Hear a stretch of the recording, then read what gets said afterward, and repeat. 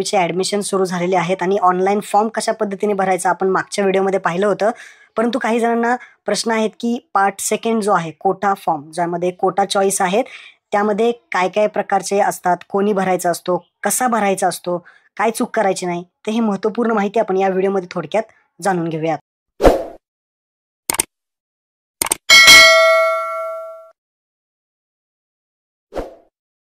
तर सर्वात प्रथम तुम्हाला वेबसाईटवरती येऊन आपलं जे काही लॉग इन आहे ते करायचं आहे. जे काही फॉर्म भरताना आपला युजर नेम आहे ते लॉग इन करायचं आहे. लॉग इन बटनावरती क्लिक करायचं आहे आणि इथं आपला युजर आय डी, त्याला आपण युजर नेम म्हणतो किंवा ॲप्लिकेशन नंबर म्हणतो, तो टाकायचा. पासवर्ड जो बनवला होता तो टाकायचा.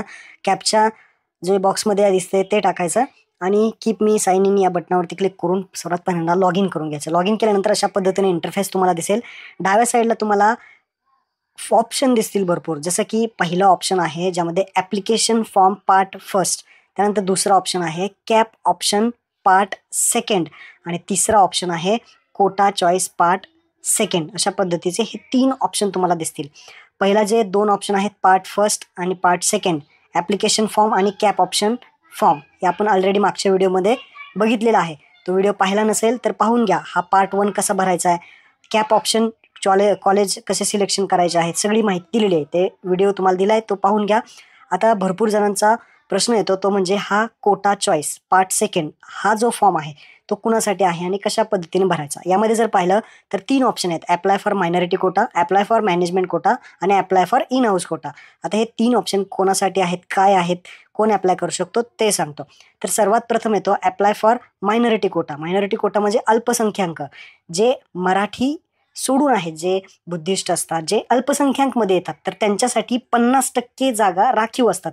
जे कॉलेज आहेत अल्पसंख्याकसाठी आणि जे अल्पसंख्याकमध्ये येतात त्यांच्यासाठी 50% कोटा राखीव असतो आणि त्याच्यामध्ये तुम्ही कॉलेजेस जे आहेत ते ॲड करू शकता आणि त्यामध्ये तुमची निवड लवकरात लवकर होऊ शकते. आता याच्यामध्ये थोडेसेच विद्यार्थी आहेत, तर तुम्हाला हा apply for minority quota option येत असेल तर तुम्ही इथे ॲप्लाय करू शकता. 50% जागा ज्या आहेत त्या अल्पसंख्याकसाठी इथे रिझर्व असतात, तर इथे तुमचा नंबर लागू शकतो. तर इथे मराठी सोडून जे असतील बुद्धिस्ट, मुस्लिम, ज्यांच्याकडे अल्पसंख्याकचं सर्टिफिकेट आहे ते. तर आता जो पार्ट फर्स्ट आहे त्या ज्यांनी मायनॉरिटी कोटा ॲडमिशन जे येस केलेलं आहे त्यांनाच तो ऑप्शन जो आहे तो ॲप्लाय करण्यासाठी येणार आहे. ही गोष्ट लक्षात ठेवा. भरपूर जणांनी नो केलेलं आहे कारण आपण सगळे मराठी आहोत आणि जे बाकीचे आहेत ते त्यांना तो ऑप्शन येईल. जर तुम्ही मायनॉरिटी येस केलं असेल तर तुम्ही मायनॉरिटी ॲप्लाय फॉर मायनॉरिटी कोटामध्ये करू शकता. आणि जर एडिट करायचं असेल तर तुम्ही अनलॉक करायचा, कोटा चॉईस अनलॉक करावा लागेल आणि त्यानंतर पार्ट फर्स्टसुद्धा अनलॉक करावं लागेल आणि कॅटेगरी अँड रिझर्वेशन डिटेल्समध्ये जाऊन ते एडिट करू शकता. आता दुसरा येतो ॲप्लाय फॉर मॅनेजमेंट कोटा. आता मॅनेजमेंट कोटा म्हणजे जे काही पॅरेंट्स असतील, ज्याचे कॉलेजमध्ये शिक्षक वगैरे असतात, जे कॉलेजमध्ये कर्मचारी आहेत, सरकारी कर्मचारी कॉलेजमध्ये असतात, त्यांच्यासाठी हा मॅनेजमेंट कोटा आहे. इथे 5% इथे कोटा अवेलेबल असतो. जे काही अधिकारी असं म्हणजे शिक्षक असतील, ज्यांचे पॅरेंट्स कॉलेजमध्ये असतील त्यांच्यासाठी 5%चा कोटा आहे. तर त्यामध्ये तुम्ही ॲप्लाय करायचं असेल, तुम्ही त्यामध्ये येत असाल तर तुम्ही ॲप्लाय करू शकता. 5% जागा इथे सुद्धा राखीव असतात. तर हे तुमच्यानुसार आहे, ज्यांचे पॅरेंट्स असतील ते तुम्ही ॲप्लाय करा. आता इथे आहे सगळ्यात महत्त्वाचा पॉईंट, तो म्हणजे apply for in house quota. Apply for in house कोटावरती क्लिक केल्यानंतर इथे आता मला ऑप्शन आलेला आहे ॲप्लाय करण्यासाठी. आता ॲप्लाय फॉर इन हाऊस कोटामध्ये 10% जागा राखीव असतात. आता ह्या 10% जागा कोणासाठी राखीव असतात, तर ज्यांची 10वी ज्या शाळेमध्ये झालेली आहे आणि त्याच शाळेमध्ये 11वीला ज्यांना ॲडमिशन घ्यायचं आहे त्यांच्यासाठी apply for in house quota आहे, ज्यामध्ये 10% जागा राखीव असतात. इथे नंबर लागू शकतो. आणि जर तुम्हाला हा ऑप्शन येत नसेल तर तुम्ही हा ऑप्शन पाहू शकता. पार्ट फर्स्टमध्ये हा कॅटेगरी आणि रिझर्वेशन ऑप्शनमध्ये सगळ्यात शेवटी पहा, in house quota admission, do you want to take admission through in house quota. म्हणजेच हा ऑप्शन ज्यांनी येस केलेला आहे त्यांना ते ॲप्लाय करण्यासाठी येईल. याचा अर्थ असा होतो, ज्यांची 10वी ज्या शाळेमध्ये झालेली आहे तिथेच 11वीला जर ॲडमिशन घ्यायचं असेल तर तुम्हाला हा ऑप्शन येस करायचा आणि मग त्यांना ॲप्लाय फॉर इन हाऊस कोटामध्ये ॲडमिशन घेता येईल.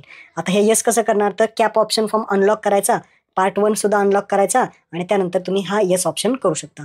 जर तुम्हाला दुसऱ्या कॉलेजमध्ये घ्यायचं असेल तर डायरेक्टली तुम्ही नो करायचं आहे. आणि ज्यांनी येस केलं असेल तर ॲप्लाय फॉर इन हाऊस कोटामध्ये टाका ना, इथे तुमचा नंबर लवकर लागू शकतो.